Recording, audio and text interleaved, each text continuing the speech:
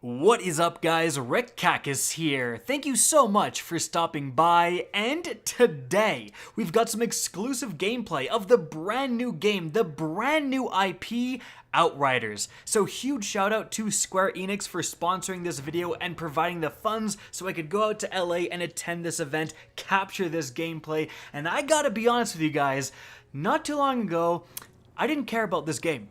Like, I saw the original trailer, I was like, looks like a Gears of War-Z style co-op third-person shooter. It, looks kind of neat. It's coming out for the next-gen stuff, but I don't really have a ton of interest in it. It was actually at a different gaming event that I was with my good friend MTash, and we were like, you know what, we both have the opportunity to go. Let's go together and make it a fun, kind of friend trip almost to this event, and we did, and damn. I like this game. Like, I went from not really caring about this game and just going for funsies with my boy to actually legitimately planning on covering this game when it comes out, which is pretty insane. This game really did impress me. I didn't, again, know too much about it going into this, but then again, so did, everyone else. This is a brand new experience, and what I'm going to be able to share with you guys today is kind of a first look at really the inner workings of this game. What the heck is Outriders, and why should you care? Well, let's talk about it.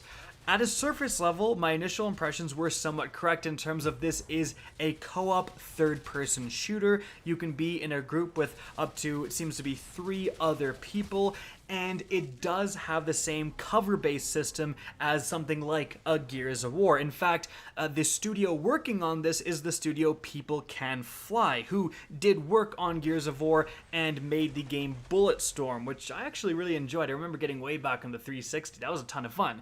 But that aside, the things that really took this game from a run-of-the-mill third-person cover-based shooter to a game I'm, again, legitimately interested in is firstly, the abilities. So you have these 3 different classes, and I think there's going to be one more unveiled later on, and each one has its own set of abilities. And if you're coming from a Destiny background, you know how much of a big deal this is and how much gameplay variety you can get out of having 3 different properly designed classes. I mean, Borderlands 3 as well.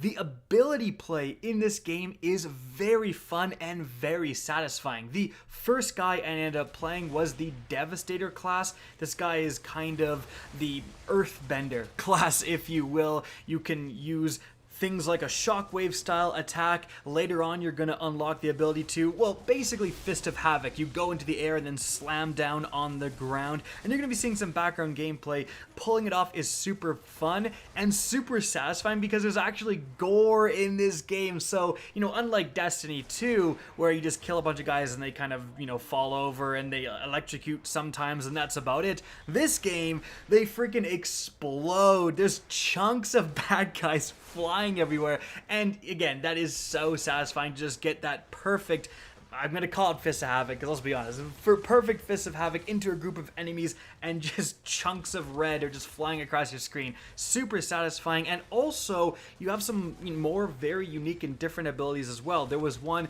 where I was catching bullets and throwing them back at enemies, similar to Titanfall 2, that Titan ability from that game. And that's not all. I actually did get the opportunity, like we were having so much fun, me and MTash playing together, that we kind of came to the end of our session where it's like, oh, thank you for playing, your portion of the game, and we just immediately started new different characters to experience the game, with a different one of these classes. So we were just totally into it at that point, and that second class had even more fun abilities. You could like bend space and time, and one of my favorite things was you put down this bubble where anything that entered into it would slow down in time. So you're going to see me in the background gameplay just lining up these headshots on this guy. Super satisfying with the hand cannon. We're going to talk about the different weaponry in a sec, but I love this gameplay loop. And actually with this bubble, it was so cool. I saw an enemy outside the bubble shooting at me, and I was like, I wonder what this is going to do. Like, does he have to enter into the bubble to become slow-mo? But I saw his bullets hit the bubble wall, and then the bullets started to go into the bubble, but slow motion, so you could like easily walk around them and dodge them. And I was like, wow, that is so cool. You can use this offensively to put around a big group of enemies and start picking guys off with headshots, or defensively because it's going to be hard for the bad guys to shoot in here. So just a great example of like the different classes and the different abilities you get to use in the game. Oh, and the slowing time guy, aka the Trickster class, also has a nothing personal kid attack where you teleport behind someone and they go into slow-mo, so you can just drill them from the back of the head. Super satisfying. And if you can unlock a fedora and then pull that off, it's over. Like, how can other games compete with that? The memes, just for the meme potential, that would be amazing. Another thing I did like is that comboing abilities with your co-op partners was super viable. MTash was playing the Pyromancer class off the start, and that guy had an ability that slowed everyone down, which was perfect to combo with my like Shockwave Devastator ability. Like, absolutely phenomenal. Also, each class has its own healing skill, essentially its own way to heal. So when I'm playing Devastator, I heal for close range kills. So I'm just putting on the shotgun and running and gunning. Meanwhile, the Pyromancer gets kills, I believe, for just getting ability kills. So he's trying to use his abilities as much as possible. So that's a kind of cool dynamic as well. But moving on from there, moving on from the abilities, the other thing that really kind of sold me on this game, in the sense that it's something that you guys, if you're watching this channel, you know I love my loot. I love my loot. I love my rolls. I love going after those god tier weapons and god tier armor. I love that. And this game has that. Again, I didn't know that from the original trailer, but this game is basically a looter shooter. So, you have the classic rarities of white, then you have green, blue, purple, and finally gold or legendary. And here's an example of kind of a lower level blue assault rifle. So you can see it has these different stats, and then it has a singleton perk, ricochet, so shots ricochet to a nearby enemy. Pretty decent. It also has a trait armor pierce, 35% as well, so you can get different versions of the same assault rifle, even with the same perk, and potentially get, you know, different rolls on that. But then let's move on to a purple rarity, and you can see there's some pretty crazy stuff.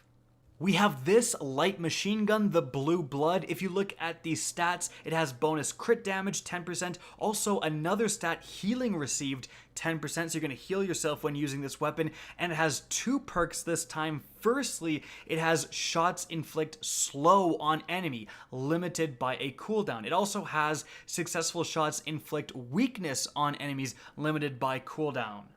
Moving on, we have an automatic shotgun, and you can see it actually compared to my basic white pump action shotgun. And we have the perk, the first shot hits with increased armor penetration. We have more crit damage and status power here. Moving on, we have a sniper rifle. And this actually has bleeding bullets. Successful shots may inflict bleed on enemies, cooldown 8 seconds, and then ultimate bleeding bullets. So you can see there's different tiers of perks as well that you're chasing, and ultimate bleeding just inflicts even more bleed, so you're just constantly inflicting that bleed damage on enemies with this weapon. And then, for you Destiny fans, we got hand cannons here with killing shots grant a temporary boost to ability Leech and lighting enemies on fire, which is Ash essentially in the game. And something really cool is that we were able to get back to this part of the game on our second characters, so we saw a totally new, refreshed vendor with new guns on offer. Like, you can see the basic blue weapon is a shotgun this time, where it can regen your health, which is pretty darn cool. We've got an assault rifle that creates a shockwave when you reload. And then a bunch more stuff. I'm not going to go over everything, but of course you can pause and read them for yourself. There's just a lot going on with this loot system, with the random stats and also perks here.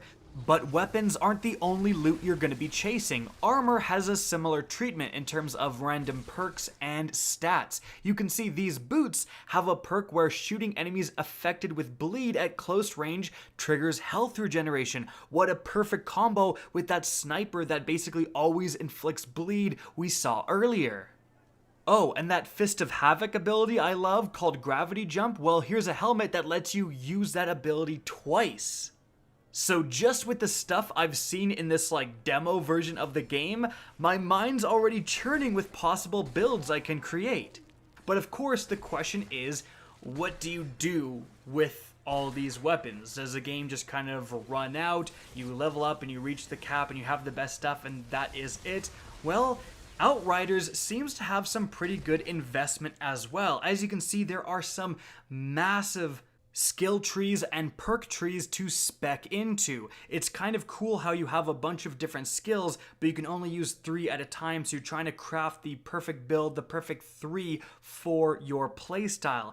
As well, there's a bunch of different world tiers, 15 at least in the version we played, and each one, as you rank up, you get a reward, enemies get more difficult, so that's something to grind for as well, and that's obviously going to make getting the best loot and crafting the best build very important. There was also a Q&A, and we did ask the developers, is there going to be more to the end game, things like dungeons and so on, that are outside just replaying the story missions on ascending difficulties. And while they weren't able to confirm like raids or dungeons or anything, they did say, yes, we're going to have more of an end game experience than just replaying like the same missions you've already replayed. Thank goodness. Because if this has a solid end game that really rewards ranking up, getting these good weapons, crafting the perfect build, and making sure your skills are all in order, this could be like a really fun loot grind to go after.